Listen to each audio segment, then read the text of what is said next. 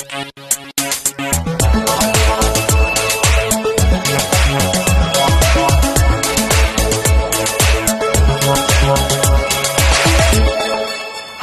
my name is Sandeep, a developer advocate on the Google Cloud platform.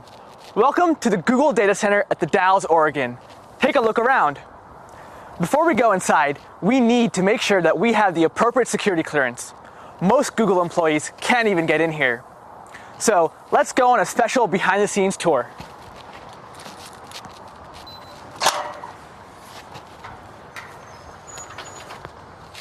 I'm here with Noah from the Site Reliability Engineering team.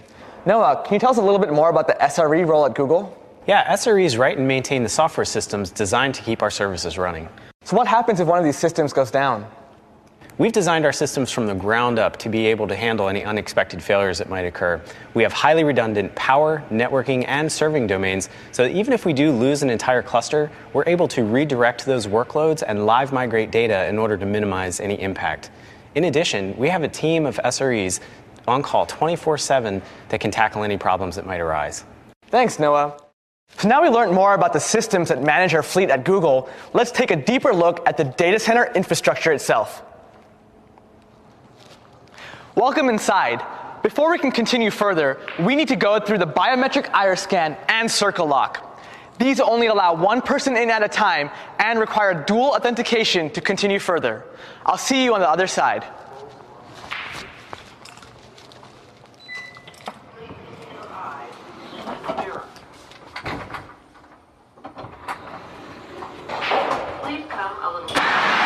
Welcome to the data center floor. As you can tell, we have a lot of servers, and this is a single cluster in a single floor in a single building. Managing all of these servers on a global scale is quite a challenge. To utilize our fleet, we use tools such as Borg, Colossus, and Spanner. You may be familiar with similar tools such as Kubernetes, Google Cloud Storage, and BigQuery. Now, these tools allow Google engineers and cloud customers to more easily manage infrastructure, allowing everyone to build innovative and scalable applications.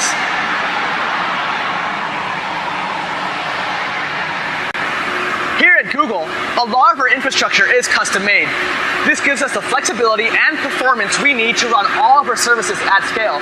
Oh, hey, it's Virginia, one of our network engineers. Hey, Sandy. Virginia, what are you working on today? Today I'm working with hardware ops to expand this data center network to deploy additional machines in this building. Our fleet is constantly growing to support new capacity for Google products and our cloud customers. That sounds like a lot of work to be constantly adding capacity around the globe. Well, we've designed our network so that this kind of capacity growth isn't very hard. Jupyter, our current data center network technology, is a hierarchical design using software-defined networking principles. So, just like with our servers, we abstracted away the specific details of our network and can manage them like they're software programs and data. Abstracting seems to be a common theme here at Google. I've also noticed a lot of fiber running in our data centers. That's right. A single building can support 75,000 machines and carry over 1 petabit per second of bandwidth, which is actually more than on the entire internet. Wow. This allows us to reliably access storage and compute resources with low latency and high throughput. So how is this data center connected to all our other data centers around the globe? Google runs V4, our own private, highly efficient backbone network, which is actually growing faster than our internet-facing network. It connects all our data centers together and allows services to efficiently access resources in any location. Nice. I finally know what all this Google fiber is really used for. Thanks, Virginia. No problem. So now you've seen all the compute and networking horsepower required to run your workloads in the cloud. Let's take a look at where your data is safely and securely stored. Let's go. Whether you're querying terabytes of data on BigQuery or storing petabytes in Google Cloud Storage, all of your data needs to be stored on a physical device. Our data center infrastructure allows us to access our storage quickly and securely. At our scale, we need to handle hard drive and SSD failure on a daily basis.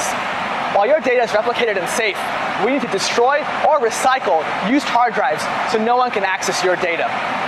From the time a disk is removed from a server to the time it's decommissioned, we maintain a very strict chain of custody. The disks are completely wiped and then destroyed in a huge shredder. Let's go shred some hard drives.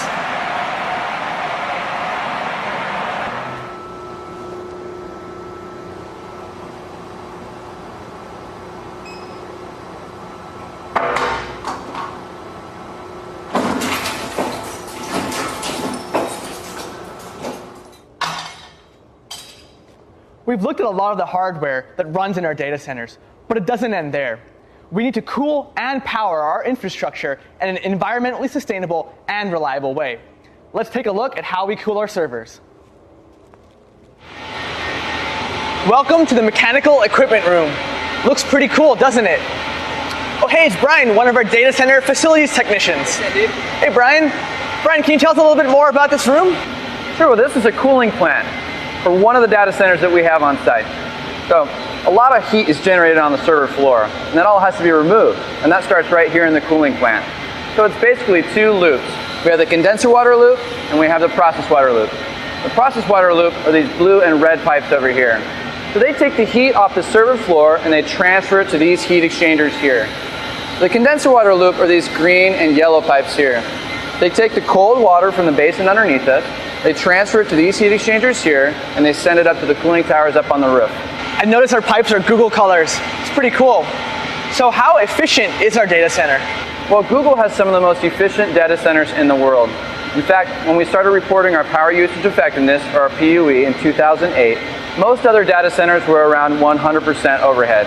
At that point in time, Google was 20% overhead, but since then, we reduced it to just 12%. And that even includes our cafeterias. Whoa, that is so low. Also, what's this big green machine for? Well, this is a chiller. We very rarely use them, but it helps keep the process water temperature in the desired temperature range when it gets really hot outside, basically helping the cooling tower do its job. In some of our newer data centers, they have no chillers at all. I love how our new data centers are even more efficient. By the way, can we go up and take a look at a cooling tower? Sure, let's go. Wow, what a view up here. So Sandeep, this is a cooling tower. It uses evaporation to rapidly cool the water from the condenser loop and sends it back down to the basin. You could say we're making actual clouds with the cloud. Clouds making actual clouds. Welcome to Google. So Brian, how do we power the cloud? Well, that all starts at Google's power substation. Let's go take a look. So this is the Google-owned power substation. This is where the high voltage power enters the site, it's reduced, and then sent to multiple power distribution centers such as this one right here. What happens if a power distribution center loses power? If it loses power, we have multiple generator and utility backup sources available to maintain power to those servers. And where does all the power come from? It actually comes from multiple hydroelectric power plants that are nearby. I love how Google uses reliable green energy whenever possible. We are 100% carbon neutral, actually. That's pretty cool. You know, it seems like Google builds reliability from the ground up, from the power and cooling all the way